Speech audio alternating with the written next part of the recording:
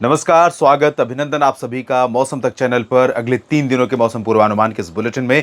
सबसे पहले आप सभी को दुर्गाष्टमी की बहुत बहुत शुभकामनाएं। देशवासियों को, समस्त संसार को इस अवसर पर देवी की कृपा मिले और देवी का आशीर्वाद मिले, मंगल हो सबके लिए और किसान भाइयों के लिए मौसम आने वाले समय में अनुकूल रहे, ये मेरी शुभकामनाएं और ये मेरी प्रार्थना है देवी माता से।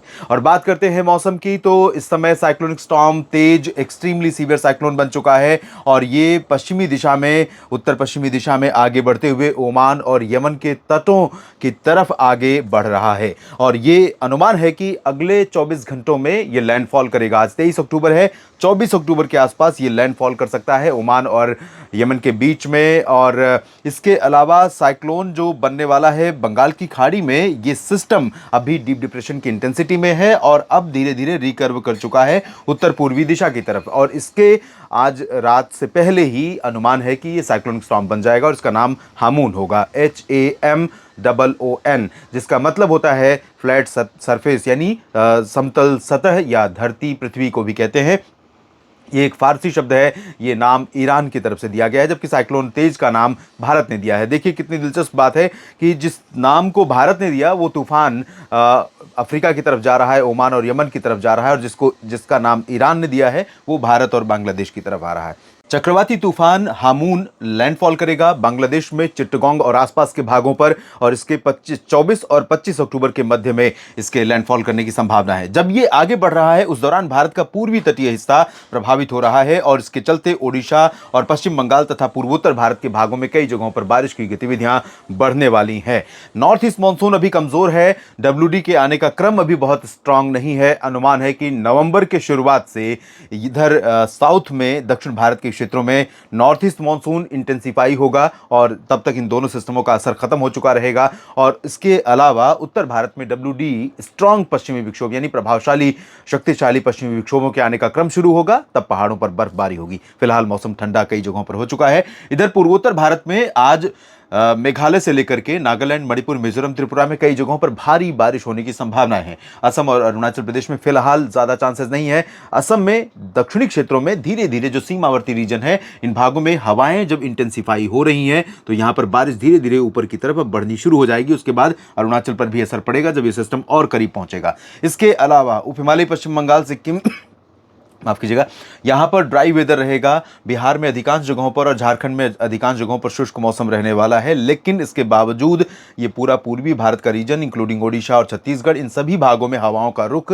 बदला हुआ है, इंक्लूडिंग पूर्वी उत्तर प्रदेश और मध्य प्रदेश के कुछ पूर्वी हिस्से। तो यहां पर बादल छा सकते हैं, कुछ बादल दिखाई दे सकते हैं, लेकिन ओडिशा और पश्चिम बंगाल के गंगीय क्षेत्रों में और बिहार के कुछ भागों में आज बारिश शुरू हो सकती है। और ओडिशा, गंगीय पश्चिम बंगाल में कोलकाता, दीघा, मिदनापुर यानी सुंदरबन डेल्टा और इसके ऊपर का जो रीजन है, यहां तक कि मालदा तक का रीजन, इन भागों में तेज हवाएं चलेंगी, बारिश होगी और कहीं कहीं पर ओलावृष्टि भी हो सकती है, जहां पर अनुकूल कंडीशंस होंगी, क्योंकि बादल इसके प्रभाव से काफी डेंस और काले बादल दिखाई देंगे। ओडिशा पर भी यही हाल रहेगा। तटीय इलाकों में कटकपुरी, पारादीप और आसपास के भागों में, केंदुझार, राउरकेला और आसपास के क्षेत्रों में भी बारिश हो सकती है।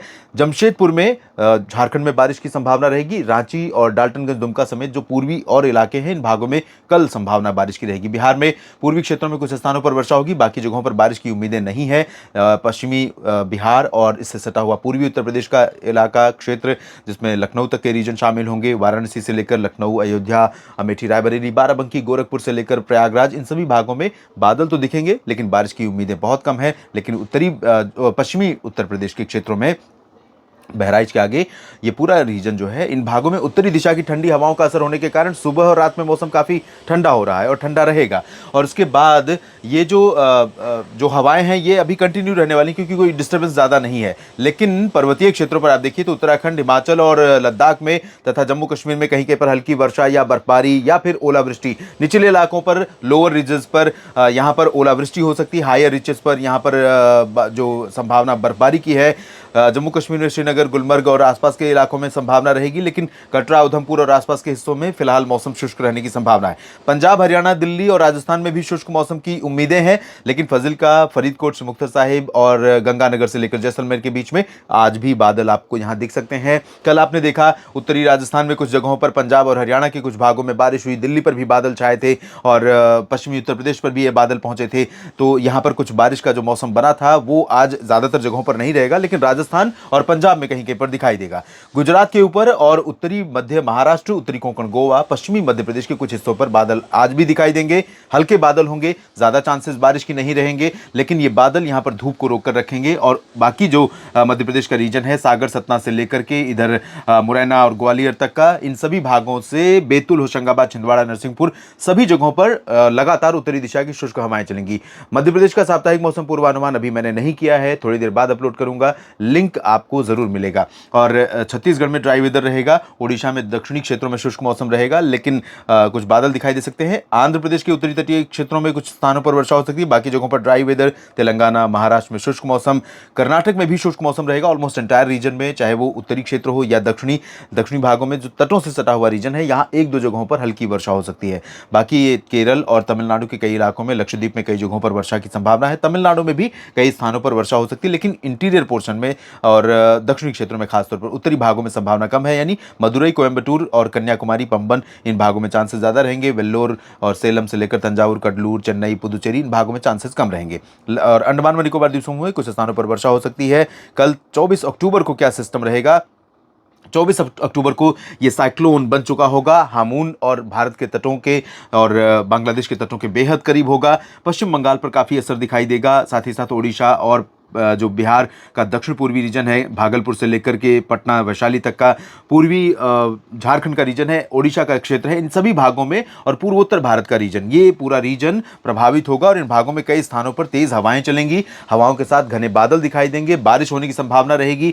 नागालैंड, मणिपुर, मिजोरम, त्रिपुरा, मेघालय और असम के दक्षिणी क्षेत्रों में कई जगहों पर हल्की से मध्यम, कुछ स्थानों पर तेज वर्षा हो सकती है। अरुणाचल, उप हिमालय, पश्चिम बंगाल, सिक्किम, उत्तरी बिहार में ड्राई वेदर रहेगा। इसके अलावा उत्तरी दिशा की हवाओं का असर धीरे धीरे उत्तर प्रदेश में और बढ़ेगा, लेकिन अभी अयोध्या तक इन पूर्वी हवाओं का असर रहने की संभावना। बाकी जगहों पर शुष्क ठंडी हवाएं चलती रहेंगी। पंजाब, हरियाणा, राजस्थान, मध्य प्रदेश, महाराष्ट्र और छत्तीसगढ़ में भी इन हवाओं का असर होने के कारण मौसम काफी बदलता हुआ नजर आएगा। उत्तर दिशा से ये ठंडक लेकर आएंगी। पहाड़ों पर कश्मीर से उत्तराखंड के बीच में, गिलगित बाल्तिस्तान, मुजफ्फराबाद से लेकर लद्दाख के बीच में कल भी आपको बादल दिखाई देंगे। कल भी लाइट रेन कहीं कहीं पर हो सकती है। बाकी पश्चिमी राजस्थान में थोड़े बादल रहेंगे, गुजरात में थोड़े बादल रहेंगे, बाकी मध्य प्रदेश में बादल कहीं पर भी नहीं होंगे, महाराष्ट्र में भी बादल नहीं होंगे। हवाओं का रुख बदल चुका होगा। मुंबई में टेंपरेचर गिरेगा। मुंबई में कई सारे मित्र बहुत दिनों से पूछ रहे थे कि सर्दी कब आ रही है, तो सर्दी का मतलब यहाँ पर टेंपरेचर का गिरना शुरू होगा और नागपुर से लेकर पुणे, नासिक और मुंबई तक सभी जगहों पर तापमान में कल से आपको गिरावट देखने को मिलने वाली है 24 अक्टूबर से।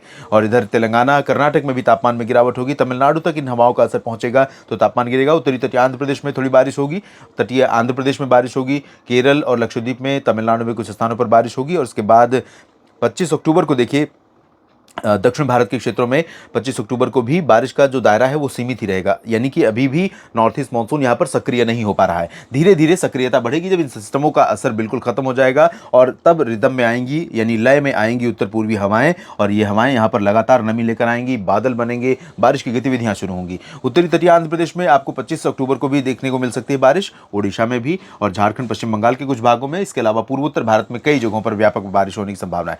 बाकी बिहार और मध्य प्रदेश, महाराष्ट्र, तेलंगाना, गुजरात, राजस्थान, हरियाणा, पंजाब, दिल्ली, उत्तर प्रदेश से लेकर पर्वतीय क्षेत्रों तक सभी जगहों पर मुख्यतः शुष्क मौसम की संभावना दिखाई दे रही 25 अक्टूबर को। फिलहाल इस बुलेटिन में इतना ही। लगातार जानकारियों के लिए जुड़े रहिए मौसम तक चैनल और न्यूज़ मीडिया मंच के साथ। आप सभी का बहुत बहुत धन्यवाद।